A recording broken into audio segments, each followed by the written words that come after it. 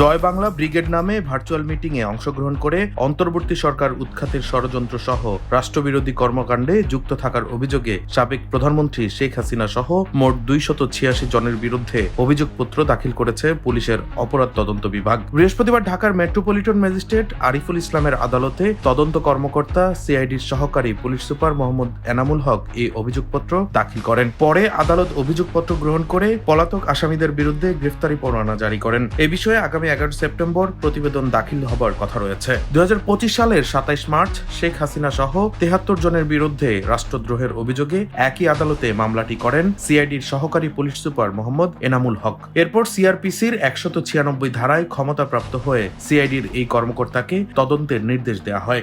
তদন্ত শেষে 286 জনকে আসামি করে অভিযোগপত্র দাখিল করা হয়েছে। মামলা সূত্রে জানা যায়, গত বছরের 19 ডিসেম্বর জয় বাংলা ব্রিগেডের জুম মিটিংয়ে শেখ হাসিনা সহ অনেকেই অংশগ্রহণ করেন। এ সময় শেখ হাসিনা তার নেতাকর্মীদের কাছে দেশবিরোধী বক্তব্য দেন। বর্তমান অন্তর্বর্তীকালীন সরকারের প্রধান ডক্টর মোহাম্মদ ইউনূসকে উৎখাতের নির্দেশ দেন। এ বক্তব্য সারা দেশে সামাজিক যোগাযোগ মাধ্যমে ছড়িয়ে পড়ে। ডেস্ক রিপোর্ট, দৈনিক ডেস্টিনি।